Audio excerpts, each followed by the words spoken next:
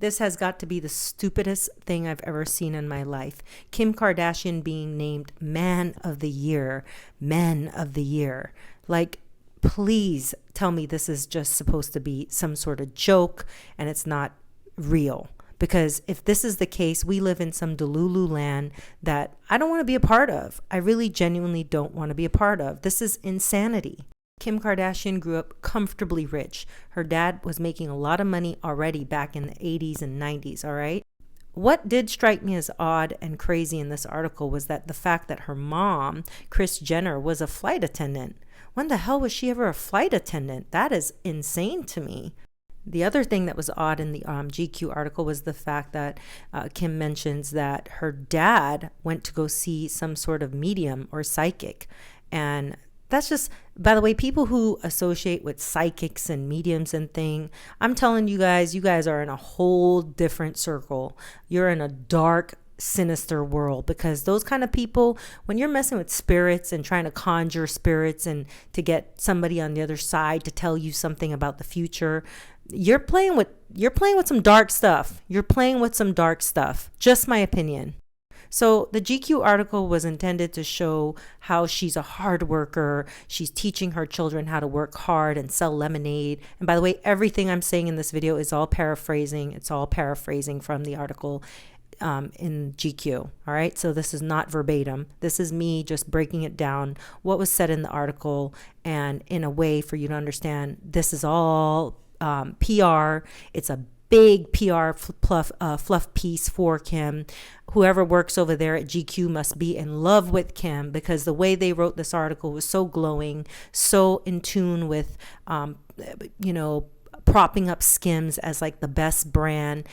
She created Skims out of the fact that she was using different types of undergarments and didn't like how they fit her body. She said she would cut the legs off because they didn't match her skin tone, or they didn't look good under her evening gowns. So I'm thinking like that's a real dig at Sarah Blakely, the creator of Spanx, and her coming out and just making her brand skyrocket has a lot to do with the fact that Kim has had enough surgeries in her little short time span of the last 20 years to fit probably more than I think by the time she's 100, she's going to definitely surpass people like Joan Rivers and, people that have done a lot of stuff to keep themselves looking good. And nothing's wrong with that. I mean, a lot of women want to look good. So, I mean, I credit her with keeping her image and her appearance. But think about it, guys. Kim is already in her 40s. I want people to understand she's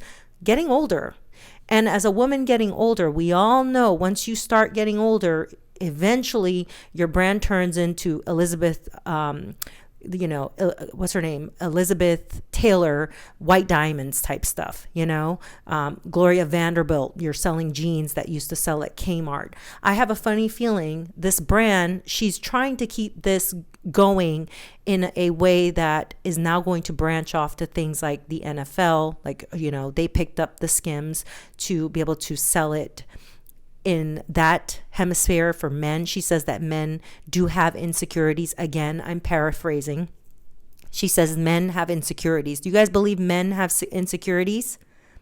Men have insecurities about their body, and they need these type of undergarments in order to, feel better about themselves. To me is the fact that she grew up with tennis courts and, a real high life, but her dad did make them work.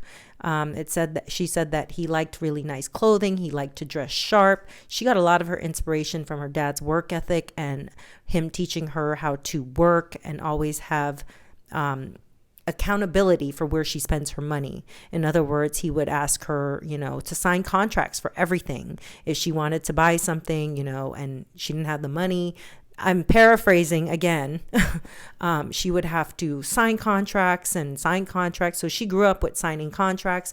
By the way, this is not uncommon. I grew up in my house where my parents made us sign promissory agreements to pay them back for maybe something that we wanted to work for. Maybe, you give your kids an allowance and you say, if you work hard, we'll give you this X, Y, and Z. And you just have to show that you're working so that we can basically say that you've held up your end of the bargain. So this isn't uncommon. I think that is something we should teach our kids in society, that, hard work and effort, then you get the things that you want. She says she's doing the same thing for North, her daughter, which, if you guys haven't paid attention to how North is portrayed, she's the only one of her kids that she is propping up, which tells you a lot about how these families work.